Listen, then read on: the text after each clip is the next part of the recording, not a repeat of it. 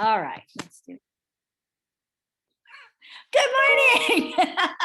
Good morning, everybody. Welcome to Zillow Contracts Part 2. Very exciting. Very exciting to see the craziness that we call Zillow Contracts. So we're going to actually review a little bit about last week. Guys, anybody who's on the call, please unmute yourself and feel free to ask any questions that you guys want to ask. And you guys obviously speak up. And Peter, if you have any questions since you missed the first one. But a couple things we want to go over. Not that you're going to write the contract, but. Right. Hi, Nora, is Cindy. Hi, good morning. Good morning. Do you have a question, Cindy, about what we covered so far?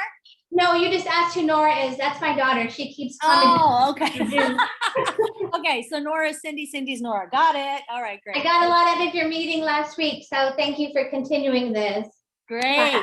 Thank you. Well, we have to, because unfortunately this is the business we're in and we have to know what's going on, right? Let's be honest, guys. So here we go. Couple things to just go over for last week that we really found were some scary things. Number one, what's included in the property or what's not. They don't talk anything about appliances. They don't say anything about anything that's included other than the structurals that we've got here, which is really scary because you've got lighting fixtures, electrical, mechanical, plumbing, air conditioning, and other systems or fixtures attached to the house. Okay. And then it talks about the things having to do with what they use for showings, that none of those are going to be conveyed. So they say right here, except for electronic deadbolts, smart home equipment attached to the real property for the purposes of showing it is not going to be conveyed. So what does it mean? What is going to be conveyed? Good question. Are we getting even the refrigerator? Are we getting the washer and dryer? Are we getting anything? Light fixtures? Well, they say light fixtures. They got that one covered. And forget about things like Ring doorbell and stuff like that. We have no idea, right? So again, there's a teeny tiny little box. I don't know how the heck we're going to fit anything in there. Maybe have to add another piece of paper or something, because that teeny tiny little box right down here at the end, additional terms, is where you're going to have to write all those things.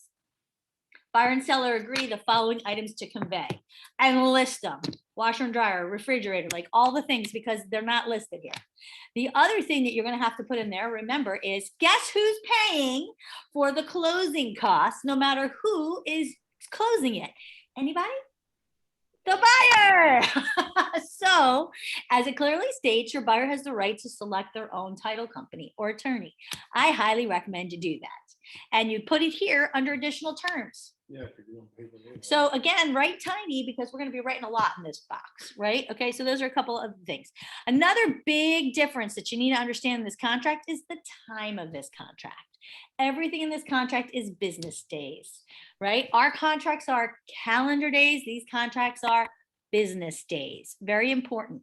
Another thing you got to really remember, this is a big one in this particular contract, is the effective date.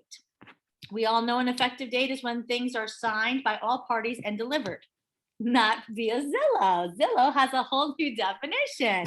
Their definition is either when it's signed by all parties or delivered to the sellers. They don't care about the buyer, right? We know that part. So what does that mean? You put in an offer and then your customer changes their mind. Well, you could put in writing, we are rejecting, we're taking back our offer, we're rescinding our offer. However, if they've already signed it, they don't care, they consider it effective. So in today's market, I will tell you, I've seen more and more where buyers, because buyers agents are trying really hard to get their buyers some homes. What are they doing? They're getting them to put in multiple offers. And when I say multiple offers, I mean on multiple properties. So guess what? If that happens to be on a Zillow property, your buyer could get stuck. Exactly. The other point to that is that this is very important. It's very clear about the deposit that is due. So a lot of times we've seen this, right? A buyer writes a contract, we write the contract for the buyer, right? We submit the offer, and then within, let's say we said 3 days, which we count calendar days, theirs would be business days for the deposit to come in. They may change their mind and we rescind the offer. But truly, did we have an effective agreement? We did, because all parties signed it. Well, according to Zillow's contract, if that were to happen, you still have to pay that deposit. They're still going to be collecting that deposit. How would they collect it? Because they're considering the buyer in default if the buyer has not submitted their. Now, the buyer could submit theirs within the 3 days, their deposit. And then this is what I highly recommend doing. And then use the inspection clause to get out. Because remember, it's like an as is in the sense that you don't have to have an inspection, pretty much a cancel for any reason clause. That is the way. So make sure that you say to your buyer, you still have to put your deposit in. Because if they don't, they're like, no, we don't want it. Guess what? They could be considered in default of the contract. And now they're going to have to put their money in and get nothing. But how would they be forced to put their money? Because they could sue them for default of contract, which says it very clearly in here. If the deposit is not in, the buyer's in default. And Zillow has enough money to do it. And Zillow has plenty of money to do it. They Exactly. don't. And they may not on the first couple, but listen, if this is becoming a trend, and I've seen it already where people are putting in multiple offers in different properties trying to get homes. And so probably the idea is that we're never going to put the deposit down, right? Unless we don't want it. Well, that is something that Zillow could start to see more common and then really start to enforce that. So we have to know it's in the contract. That's the most important thing. Can I say something about the multiple offers situation? Sure, Peter, let me put you on here. So if you're the buyer's agent, do not put multiple offers on the listing agent's 2 different properties. You will not get your buyer's offer accepted. That happened to me twice already. Just FYI, guys. The agents weren't smart enough. So they have one agent that had a buyer. Same buyer. Same buyer for 2 different properties. 2 of my with properties 2 of as your listing properties. agents. No way. Yeah, and I'm looking at it and I see them both come in. I'm like, all right. Same buyer, Same buyer. same agent. And knows I'm the listing agent. And they put, don't do that. 2 different properties.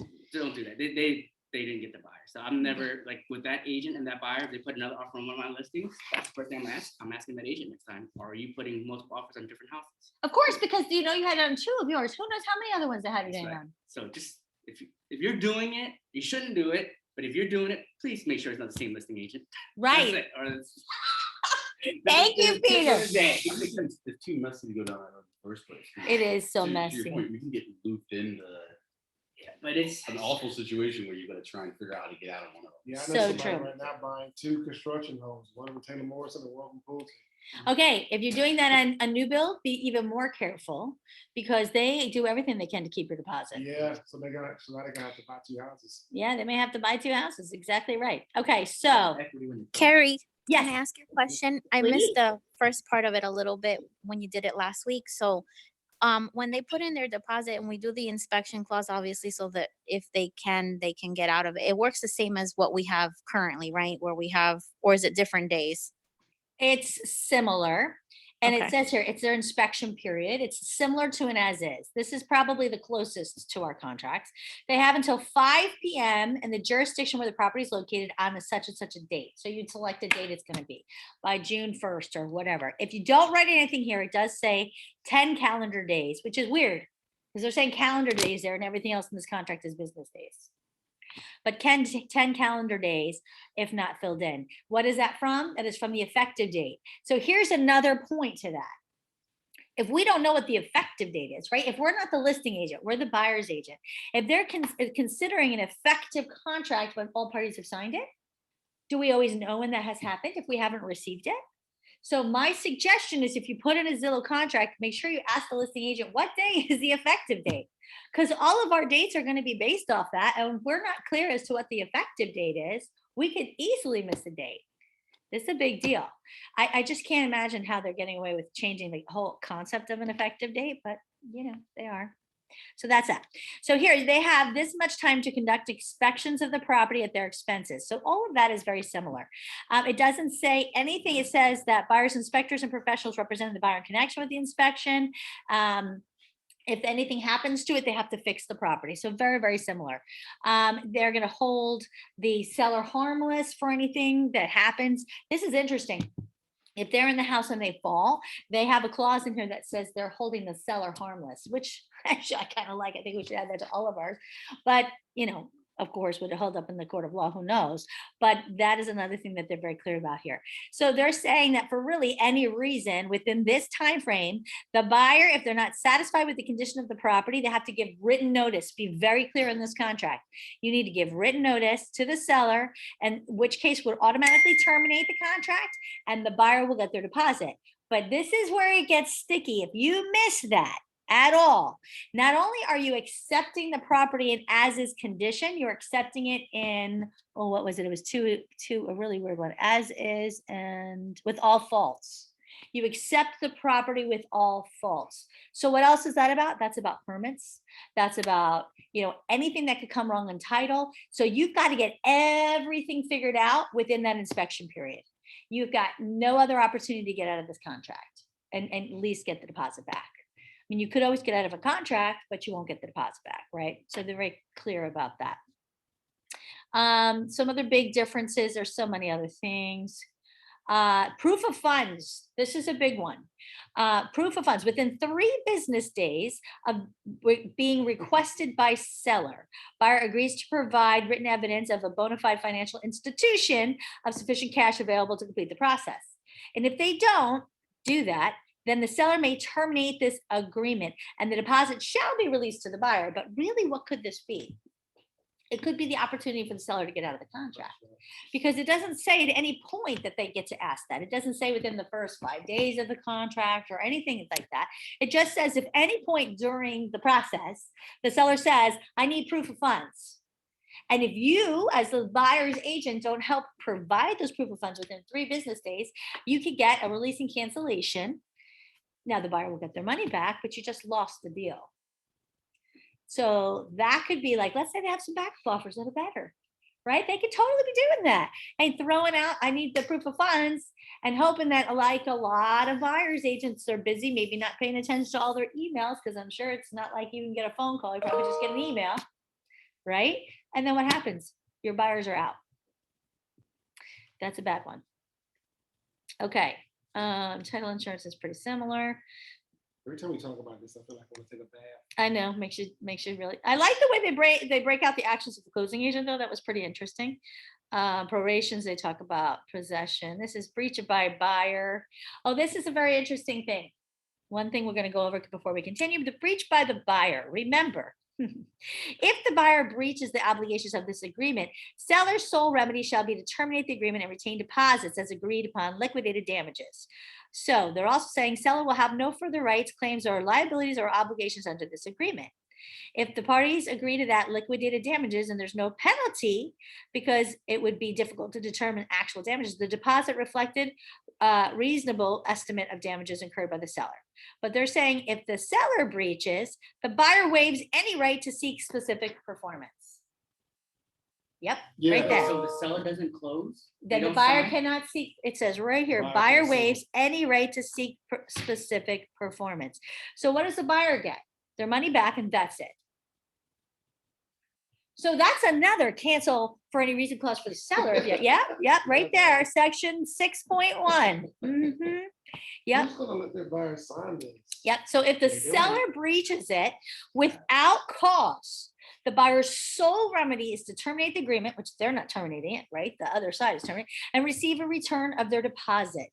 And all obligations are ceased at that point. They waive their right to seek specific performance. Or, let's continue, to pursue any other monetary damages. So, like when you say, well, we paid inspections and we paid appraisal, they don't care. They're telling you right there, you can't ask for it. They had good attorneys. Or did they? It's- I mean, yeah, this is violating so many things, if you ask me, but I want to know the attorney to put this I'm together. not an attorney. Okay. Any questions on that? Okay, good, excellent. Moving on. So these are just like a little brief recap of some of the really crazy things. The marketplace does not provide, nor does either party have an expectation of any real estate agency or brokerages services to be provided through the marketplace. So this is interesting. The Zillow marketplace is a place that they seem to be offering other services. However, we already know that they have relationships with agents, like Veronica Figueroa is doing all of the Zillow listings. Yeah. So how does that work? They're the seller. She's representing her brokerage as the listing agent. That's what it is. Again, when you want to put in an offer, that you have to submit this contract, you have to submit proof of funds or pre-approval, and you have to submit another document that states, what was that thing about? It was a disclaimer stating that you're understanding and following, abiding by all their rules, terms, and restrictions. Yeah, I'm gonna like that one. All right. So, this is my favorite. This is the other thing. The seller has never occupied the property to the fullest extent permitted by law. Buyer waives any right to receive a completed seller's property disclosure. Yep. Buyer will accept the seller's standard form disclosure document and acknowledges that the information contained in that disclosure constitutes all material information pertaining to the buyer. The seller will deliver to the buyer within 5 business days. So part of that document says the seller's never lived there, knows nothing about it. And the buyer has to accept that. So here's my question.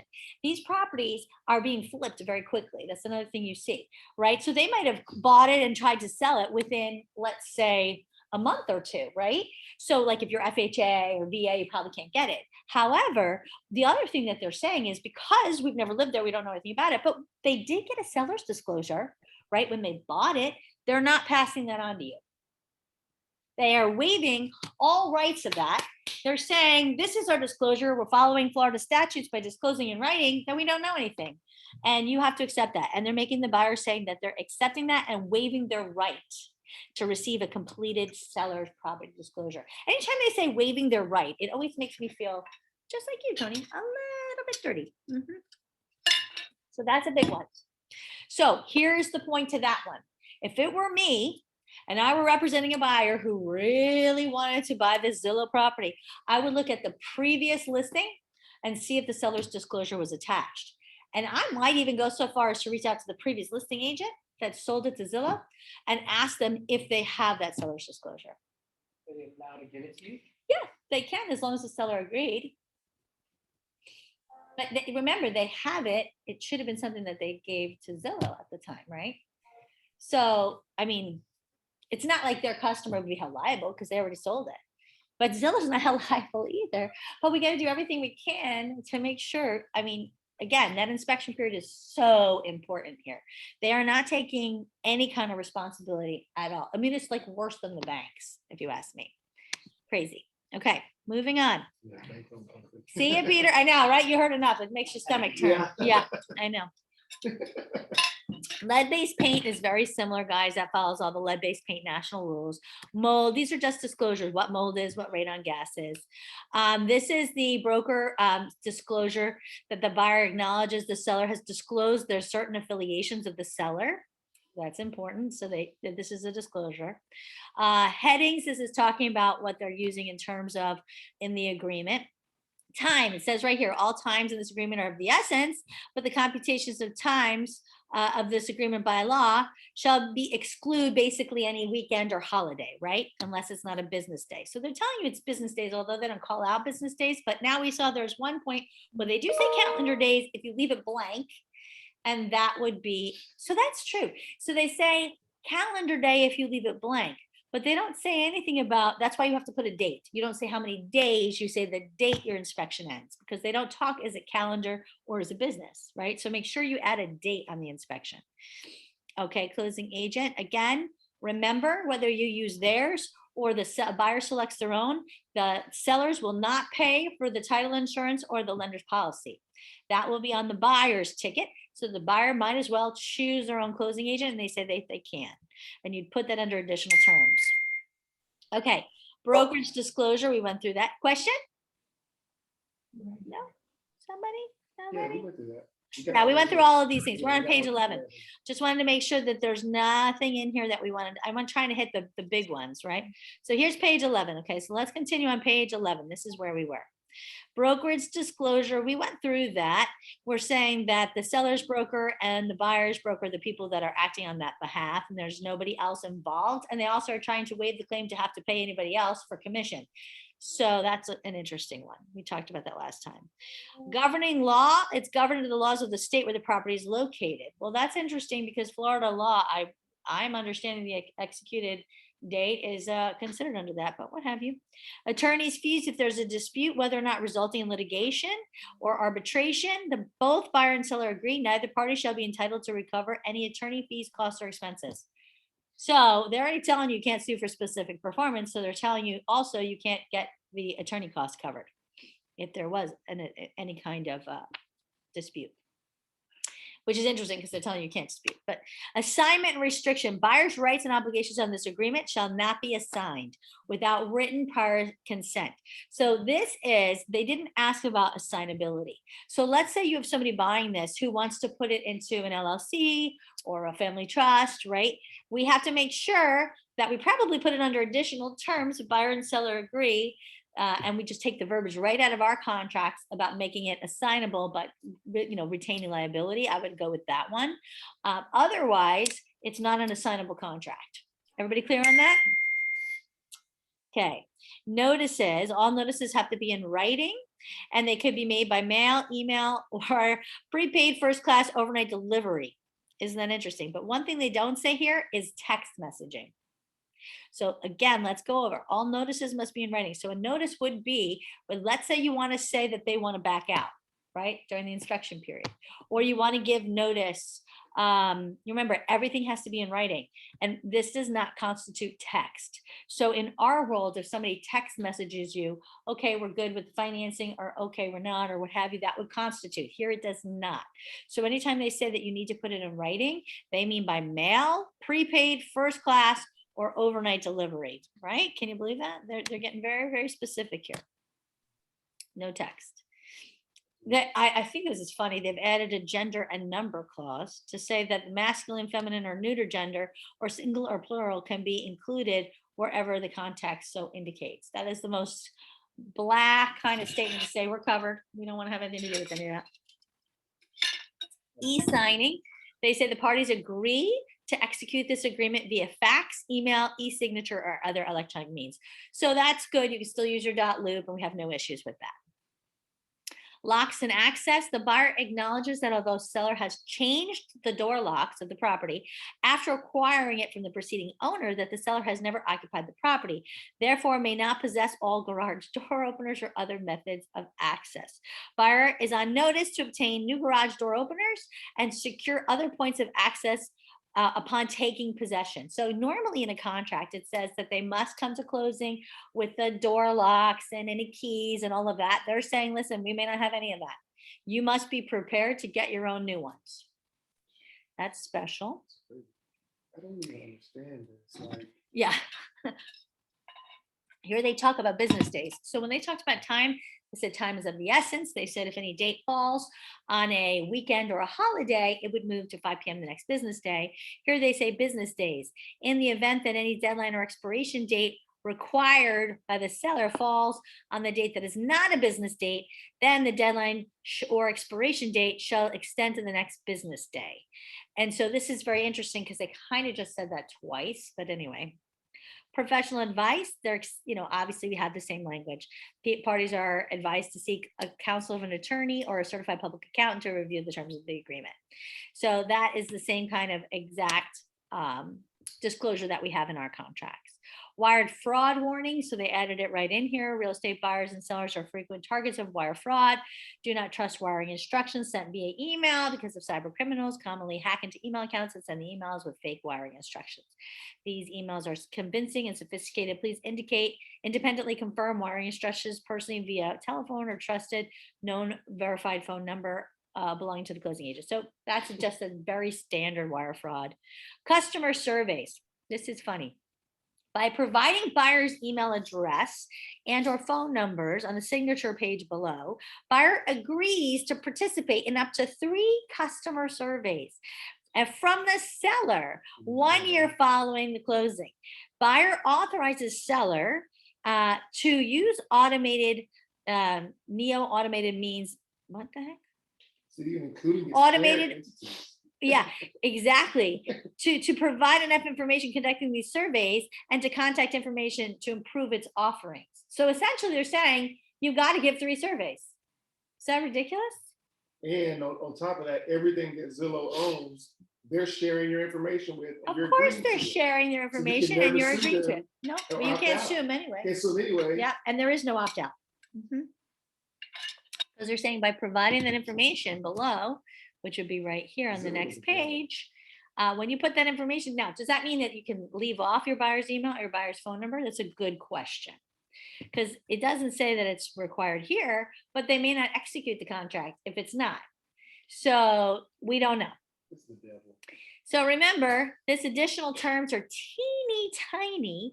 You'll have to put the closing title information in there, and you have to put in all the things in the home that are being conveyed. because we know this contract doesn't state what they are, right? You might want to put in here about if you want to make the contract assignable, that would have to go in here. So these are things that they don't address at all. Do not leave them out. If you do not put them in here, that's not going to be part of the contract. Now, this is interesting. Remember they said on page, I think 2, there's certain things that they will allow for to be addendas.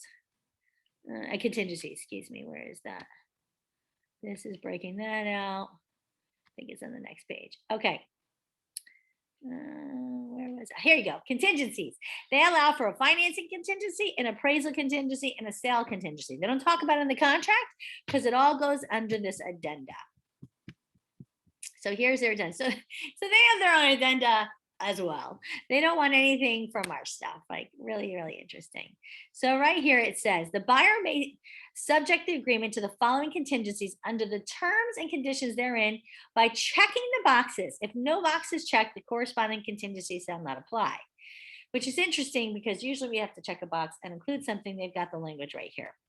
This agreement is not contingent upon the buyer obtaining financing, or this buyer's obligation to purchase the property is contingent on the buyer obtaining financing.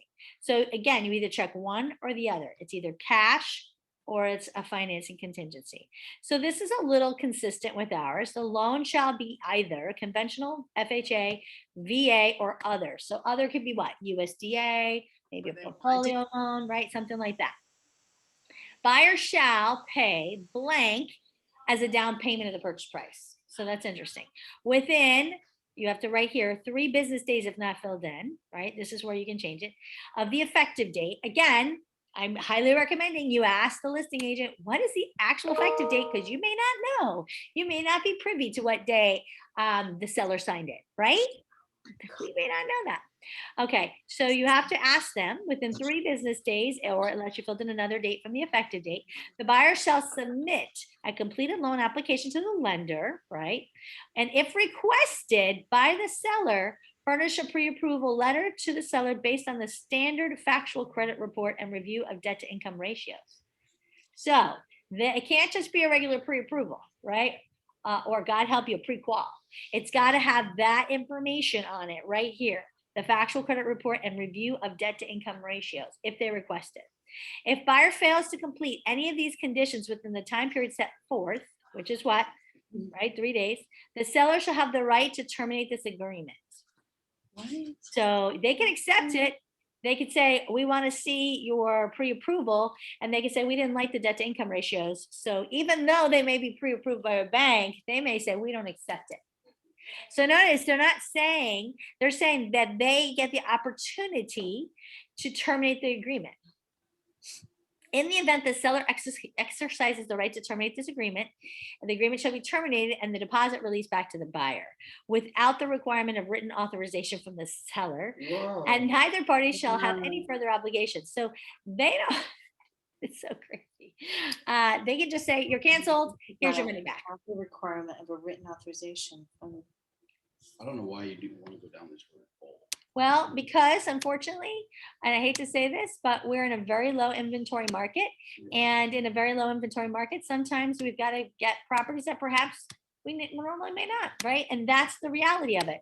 If you've got a buyer who says, I want to buy this, and you say, let me tell you, this contract's a little bit dicey. These are the things you need to be aware of. And they say, I don't care, I want the property. What are you going to do? Say no? It's the buyer's right to purchase the property. That's why we have to be very up on this and understand all of the pieces of this. Okay, here's another one. Within blank days, so this is 14 days if not filled in, keep in touch. That's the financing contingency period. Guys, how many people, especially if you have a regular conventional loan or an FHA or VA, you're gonna do a loan approval period of 14 days? So make sure you're filling that in, right? Because, and here's another key thing. Does it say calendar or business? It just says days. It says days. So not sure if this is calendar or business. I would always say consider it to be calendar because you'll always be ahead. Yeah. Don't ever. You can't sue them anyway. You can't sue them anyway. Right, exactly. So let's say you wrote within 30 days of the effective date, the buyer agrees to obtain written evidence that the buyer has obtained financing. to the seller's reasonable satisfaction. That's another one, right? So you could have something that says, okay, you've received financing, and the seller could say, well, that doesn't satisfy what I consider to be, like, maybe they have some conditions on there. They might say, no, I'm sorry, that is not acceptable to us. They're putting that in their opportunity to do that. So they have to give this financing, written evidence of financing. The seller has to find it reasonably satisfactory, and it has to obviously come from the lender. Now, if the buyer has not waived the financing contingency, which why would they, and is unable to obtain financing by the financing contingency period after good faith effort, oh yeah, remember, good faith effort is really important, then the buyer may terminate this agreement by written notice, which doesn't constitute text, guys.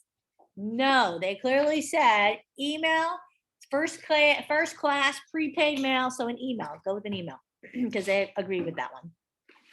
So if they've not waived their financing contingency and they're unable to get the financing within the 30 days or whatever you wrote it down, the buyer may terminate the agreement in written notice to the seller, together with a copy of the denial letter from the lender. Whereupon the agreement shall automatically terminate and the buyer shall receive return of their deposit.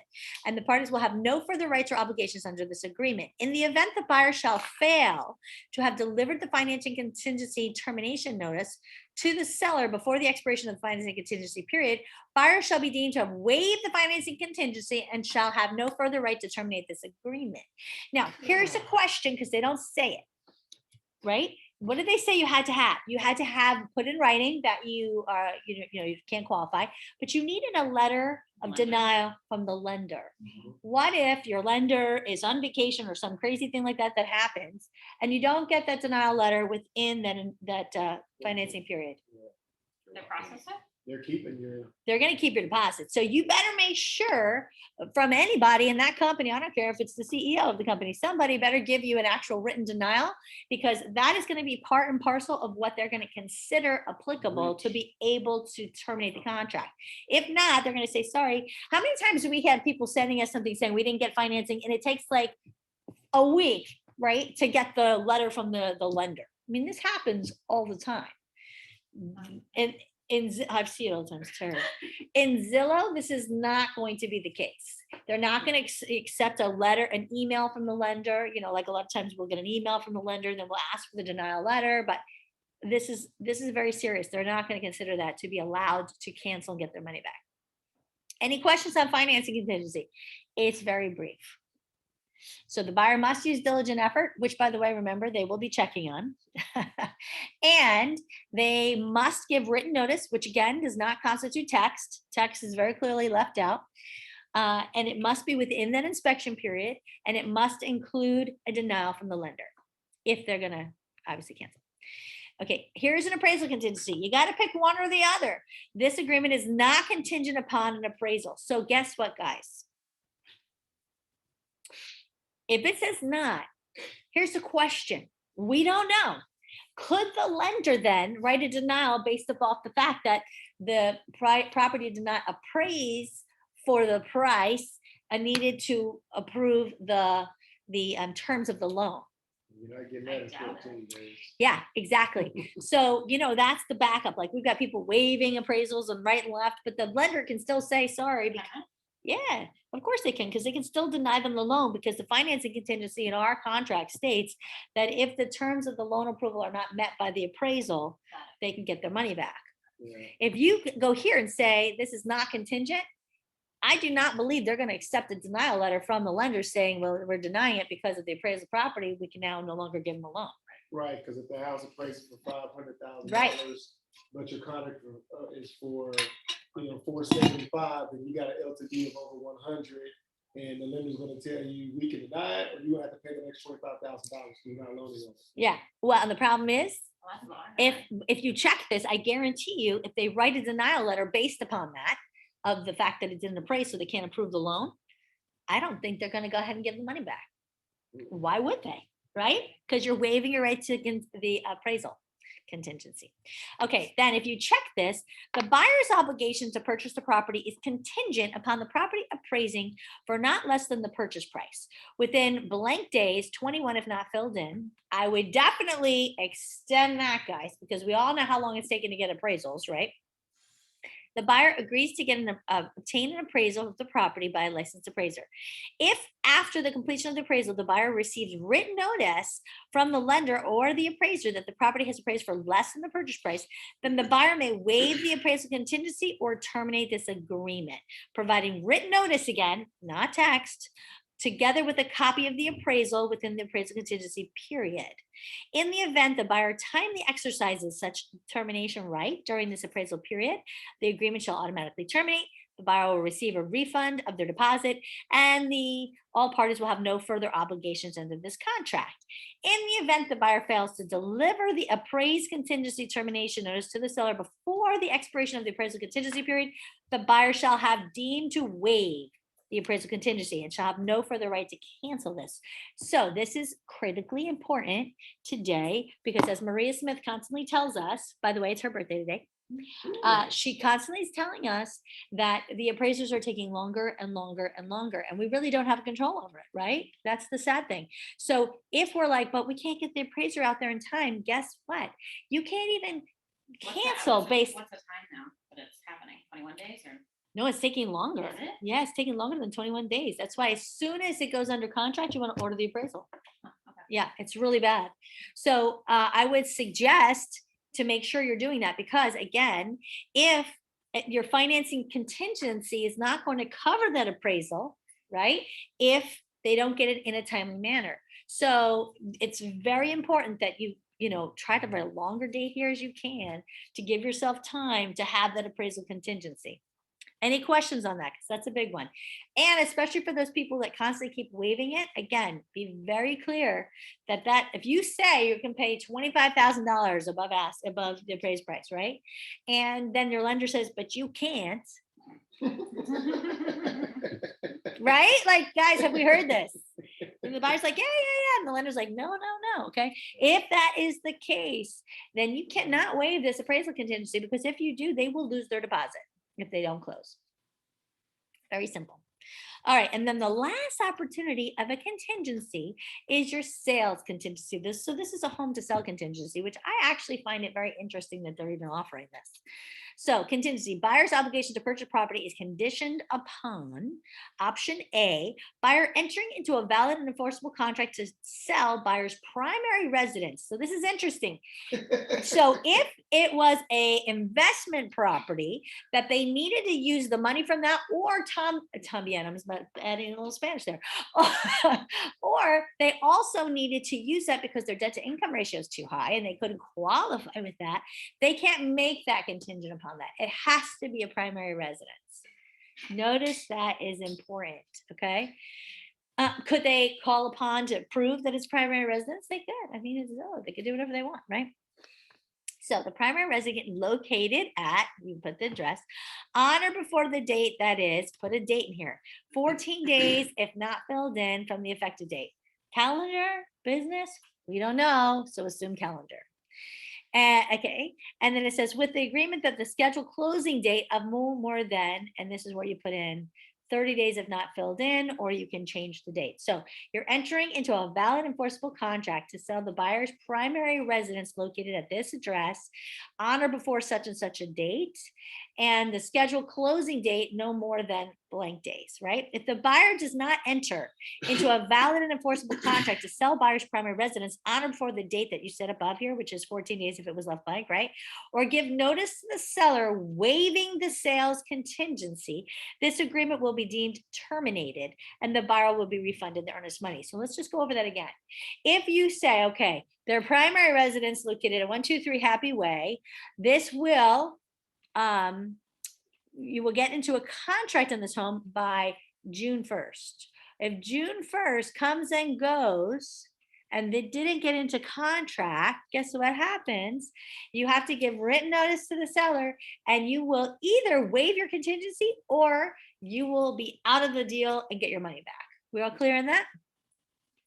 If the buyer accepts an offer and enters into a contract to sell buyer's primary residence within the time period set forth, the buyer shall deliver to the seller a copy of the contract to the seller for review within 1 business day after executing it. So God help you if they're dealing with another agent somewhere up in Alabama or somewhere, and they get an executed agreement and you tell that agent, we need to have that agreement as soon as it's executed, because it's 1 business day from the date that's executed. And let's say they take a week. It's gonna not constitute what the contract is agreed upon. You have 1 business day from the effective date of that other contract to get it to Zillow. I think that's really tight. But if the pending sale of the buyer's residence, primary residence, does not close within the closing period, which you said the date right up here, right? The buyer shall provide written notice and satisfactory proof of the termination to the seller within 1 business day from the contract failing to close, or upon its earlier termination through no fault of the buyer. Upon receipt of that timely notice, the satisfactory proof of termination through no fault of the buyer, the agreement shall be deemed terminated and the buyer shall be refunded their earnest money.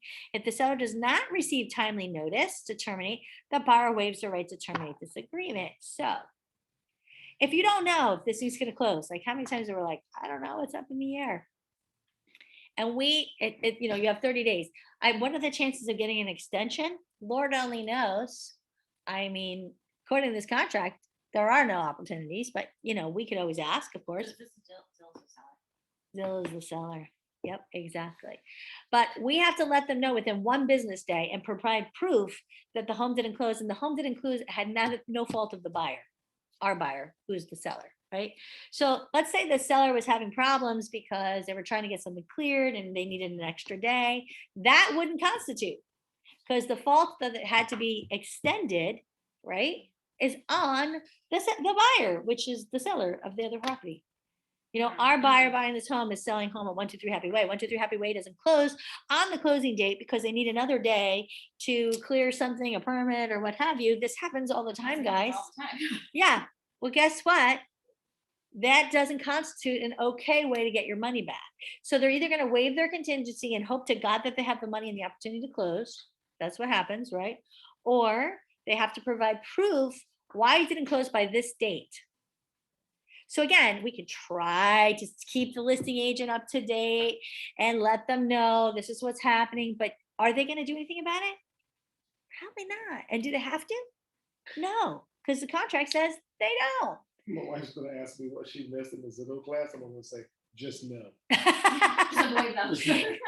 I have Nina Mullen, who's my FERPTA specialist. I have recorded her a video saying, just say no. And that was to say, don't let your buyers ever waive the obligation to withhold the FERPTA, right? Well, it's kind of the same thing. But, at the end of the day, we have to do what the buyers want. Okay, here's another option. Option B, if the buyer closing on the sale of the primary residence currently under contract. So the other one is not under contract, right? Right. The first part by option A is if your home is making contingent, but it's not under contract yet. If the home is already under contract, that's this option.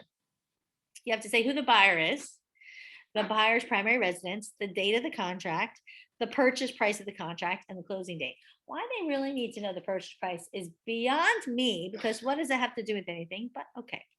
The buyer shall provide the seller a notice to terminate this agreement within, again, 1 business day of the sale contracts failing to close on the defined closing date above, or its earlier termination. So if it cancels, if the deal falls through before, let's say we say the closing date is June 2nd. Well, that's pretty close. Let's say it's June 10th. And on June 8th, we find out that their buyer can't close because their home sale contingency fell through. Guys, we're seeing this all the time, right? This domino thing. Of course we are. So as long as it's before the date that you wrote here, in our instance, June 10th, you could provide them written notice that they have to deem to be acceptable, showing that it wasn't the buyer's fault that their home didn't sell, that it was the other seller, right? The buyer of their home. Then they will let you out of the contract and give you your money back. If that's not the case, if it just doesn't close on June 10th, we have to let them know within 1 business day why, and at no fault of our own buyers. So, but if again, to the same token, God forbid they just had a problem with the permits or something like that, now we have an issue, right? Because that's at their fault and they're not going to let them out. So now we have to say, either we close without a contingency, or you don't close and you lose your deposit. So this is a little bit harsher. Everybody understand that? Yeah. Okay. So here, if the seller receives timely notice of satisfactory proof of the termination of the sales contract through no fault of the buyer, the agreement shall be terminated. They'll return their money. If the seller does not receive buyer's timely notice 1 business day or before to terminate, and the buyer waives their right to terminate this agreement, the buyer shall not amend or modify any material term of the sales contract without prior written consent of the seller. So here you go. If their date has changed because the people from Alabama who are selling their home, who are buying their home, says we need to move the closing date, we have to notify Zillow immediately to see if they will allow us to change this date. It's completely up to their right and how they feel if they choose to change this. If they don't, then you could provide proof that it wasn't your buyer's fault, that it was the people purchasing their home that couldn't close. That's why they've extended the closing. And then you can get out of the contract, or you can cross your fingers and hope it closes. That's your choices. Seller solicitation and acceptance of backup offers. Seller may keep the property on the market during the sales contingency period until seller receives notice that the buyer has satisfied or waived the sales contingency. If seller receives another competitive offer for the property, seller shall provide notice to the buyer of the offer, and the buyer will have 3 business days to waive the sales contingency. If the buyer does not timely waive the sales contingency, the agreement shall be terminated. And it's a kickout clause, and the buyer will receive their money. Now, the one thing that I think is interesting is that they said they're going to keep it on the market. That is not allowable in our MLS. I'm just trying to figure out this, like, I mean, it's Zillow. So it's not like we don't, if Zillow burps, it's not like every other realtor in the state of wherever, they're not gonna know what they're doing. I'm just really interested in seeing what Farbar is gonna say about this contract, and if they take them to court over this, because they're stepping all over our real estate laws here in the state of Florida with about 4 or 5 things that I've counted. We're not even done. Yeah, well, actually, we are done. That's the end of our beautifulness. Well, Well, it's 25 pages, there is so- the business agreement. That is Yeah. true. That could also be a problem. That's true. Yeah. The rest of that's their disclosure, but yeah, it could be a problem. So this is the thing. It's like a builder, and this is where I'm interested to see, because a builder also can put anything they want in their contract. 'Cause They they're can make owner- it, yeah, they own it, they're yeah. owner developers, so they make it very But they're not one-sided. brokerage. Like they're a brokerage. They're a brokerage, but do they have other licenses? Right? There's Yeah. the Zillow marketplace. So do they own it under the brokerage, or do they own it under some sort of property management or some there's a property sales- ownership? oh, yeah, You see what I'm saying? So in that instance, if they own it under a different one of their marketplace Yeah, there's a pass-through. names, I guarantee there's a pass-through. I'm corporation, sure so- there's some pass-through corporation. If that is the instance, I don't know that we can make them change the contract, because it'd be like a developer, right? But if a broker, I mean, if a builder sees this contract and they see what Zillow's getting away with, they may make it even more, they may start putting this in their own Sure, contract. sure. Well, listen, builders have added a bunch of stuff in their contracts that are not good for the buyers. So Right. very, very possible. So again, this, by the way, this backup offer situation with the kickout clause is very much like a builder. That's what a builder does. You know, if it's a home to be built and you're making a sale contingent, they will not proceed with permits or anything until you waive that home contingency. And if they get another offer, then they have a kickout clause. They have an opportunity to waive it or move forward. That's exactly what they're doing. They probably got it from a builder contract, to be honest.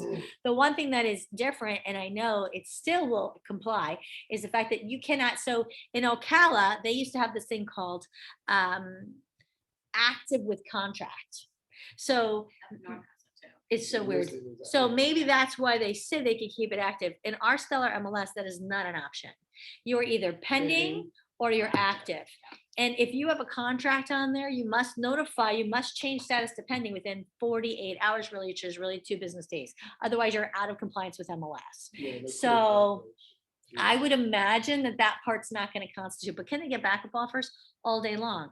In a regular market, how many people want to put a backup offer, right? How many agencies want to show a home? Nobody. Today, everybody. So I see this being more relevant right now. Once the market does make a shift, I think will be a lot of this stuff. I think people would choose probably not to even do. But right now, this is the reality of where we're at. Buyers are desperate for inventory. Zillow is buying it up right, left, and center. Why people are agreeing to it, I have no idea, because we know if Zillow or Open Door or Open Pad or Offer Pad, or there's like a billion of these, if they're buying a home, they're buying it at a discount. Now they're overpaying. They're That's their new thing. overpaying. They're now overpaying. Who's overpaying? Zillow. How did you hear that? They're I've over, been like a coaching program across the country. They're now overpaying for houses in different markets. why would they I do don't that? know. Just to get the. So inventory. Amanda said that she's heard that Zillow is now overpaying for homes in certain markets. I don't know if that's happening here. I would be very interested to see, and we could certainly review that very, very quickly because, or though, could we? Because let's ask a question. If they're turning and flipping it in with 30 days, it may not even be recorded. It could be in the MLS though. We should be able to get it out of the MLS. I mean, I can see one event they're buying a bunch of. Because they're marketing it. It's They're their houses. marketing They it. want their signs. Yeah, Yeah. I can see that. I don't know, guys. It's ugly. Let's move on. Affiliated business arrangement disclosure. So this is exactly to the point where we said who owns it, who's actually the seller of the home. Oh, who knows, right? Because they're giving you notice that all these relationships belong with them. Zillow Inc. includes Zillow.com, Zillow Offers, Zillow Group Marketplace, Signpost Homes. Is Signpost Homes a home builder? Who knows? Zillow Homes, Zillow Home Loans. I love that. They're doing their own loans now. Zillow Closing Services, right? Which is why, again, be sure that you're letting your buyer select their own, because you're going to pay for the owner's policy and the lender's policy. Might as well do it and not use their services. Not to mention, I'd rather our people hold our money. So they're telling you all these people are indirectly or wholly owned by Zillow, or there's somehow, some way a subsidiary of it. So that's interesting, right? Now, here we go. Set forth below is the estimated charges or range of charges for settlement services. But here it says you are not required to use the listed provider as a condition of the purchase of the subject property for the settlement of any loan. Now, in the future, if the market changes, will they start doing stuff like the builder? Will give you something on your closing costs if you use them? I see that happening. Today, they don't have to, right? But I can imagine that's probably why they're setting this up that way. So who do you have? Zillow Inc., Zillow Homes Inc., that's the real estate brokerage. Zillow Home Loans is the loan origination fee. Zillow Closing Services, Zillow Closing Services LLC, or whatever the heck that is. So they're telling you that basically they're going to handle the whole thing. They're going to be the brokerage, which it's interesting because they're not actually at this moment listing homes as their brokerage, because they're listing it through, like, for example, Veronica Figueroa. She's not a Zillow, she's not part of their brokerage. So that could change. In the future, they could, just like RP Funding did, where they hired their own agents and paid them a low salary and didn't give them any commission. And what does that tell you about the quality of the agents they're getting? Right. Well, they could do the same thing. They could use their own real estate services. They can try to say, for example, this is what RP Funding did. They started calling customers and saying, if you use our real estate agents, we're going to give you this back. Just like, And they can do that because they're not paying the agents a nice side, a respectable commission. And then they turn right around and get you to refinance your home later and make the yield spread premium on that. Absolutely. So they can certainly do this. I mean, there's plenty of programs that have done this. USAA is one program that had these home royalty programs. And so if you use their lender, you got certain money back after closing. If you use their real estate services, and then when you spoke to their lender because you wanted those free closing costs or whatever, right? Guess what they did? They would push their own agents. So we sometimes would lose because of that alone, even if they're like, no, I really like my agent, I want to use my agent. Then they find out, oh, well, why would you do that? I'm sure they're fabulous, but we have really good people too, and you're going to make this much money back. So don't think that that's not what they've set themselves up for here. It's totally what they've set themselves up for. So today that may not be the case, but it's coming. Exactly. They tell you the origination fee of $850 to $1,400. Any lenders or previous lenders on, is that a big fee? $850 to $1,400 as an origination fee? I mean, I think it really depends on the price of the home. That's about. Discount points, 0 to 3% of the loan amount. Points are based on the borrower's settlement rate. That's option. Third-party fees. credit report, so they can charge anything they want with third-party fees. Yeah. Lender's title insurance premiums, $595 to $2405. That seems extremely That's high. a little- Yep.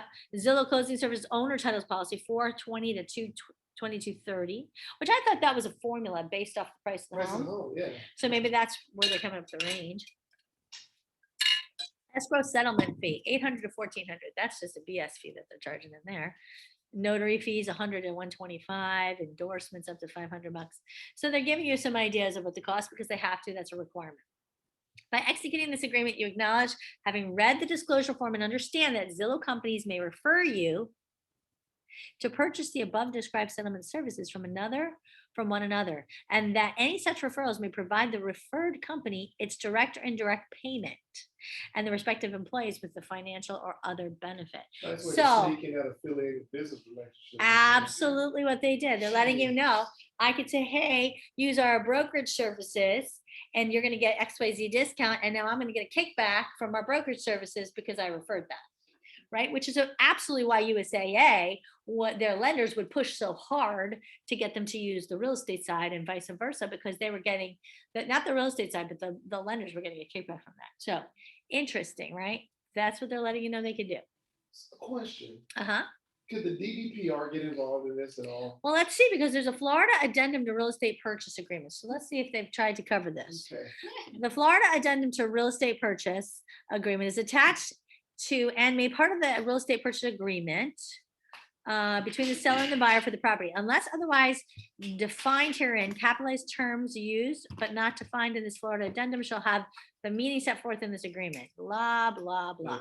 Form of deed. The deed shall be a special warranty deed duly executed. So even if they got a regular general warranty deed, they're making it a special warranty deed. That's interesting. Permits disclosure, except as may have been disclosed by the seller to buyer in a written disclosure. Seller does not know of any improvements made to the property which were made without required permits or made pursuant to permits which have not been properly closed. If seller identifies permits which may not have been properly closed or improvements which were not permitted, then the seller shall promptly deliver to the buyer all the plans, written documentation, or other information in the seller's possession, knowledge, or control relating to these, which are subject to such open permits. But does it say that the seller will close them or they'll be responsible to pay for it? No. It just says, we don't know anything, but if we do know something, we'll give it to you. Zillow means no. Flood zone elevation certification. So the buyer's advised to verify the elevation certificate, which flood zone the property's in. So they're saying it's on the buyer to figure this out. And whether flood insurance is required by the buyer's lender and what restrictions apply to improving the property and rebuilding the casualty, then that's all the coastal stuff. My gosh, otherwise protected by use for the lower blah, blah, blah. And whether whatever's used for the insurance rating purposes is below minimum flood elevation or is ineligible for flood insurance. Oh my God, this is buyer may terminate the contract by delivering written notice to the seller within 20 days after the effective date. And buyer shall receive the deposit back and they will be done. So essentially, if you find out that it's in a flood zone, which has problems and now you can't get insurance, you have 20 days to put it in writing to get your money back. So that's interesting. Energy brochure. Buyer acknowledges receipt of Florida Energy Rating Information Brochure, which means you better include it. It's just like ours.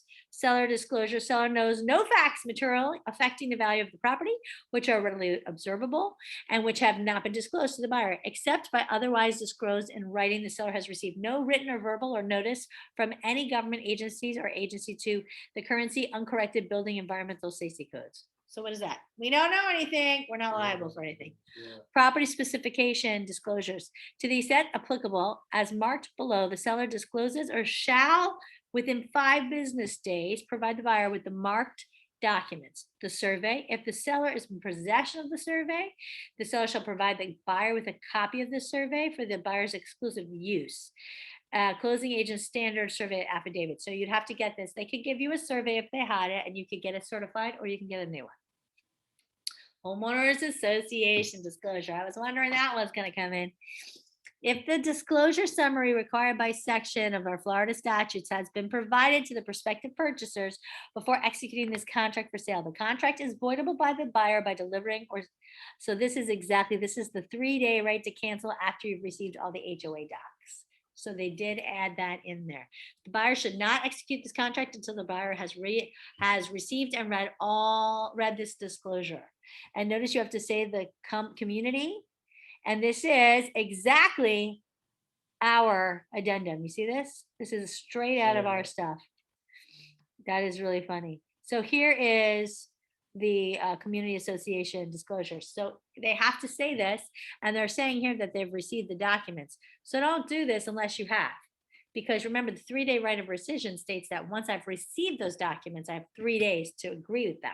So they're saying you have 3 days, but don't sign this if you haven't done that already. So you should have already done that. So make sure, I've seen in builder contracts where they say you've received them already. And in often instances you haven't. So be very clear that they've gotten that information and they're comfortable with the community. Coastal construction line control really has nothing to do with us.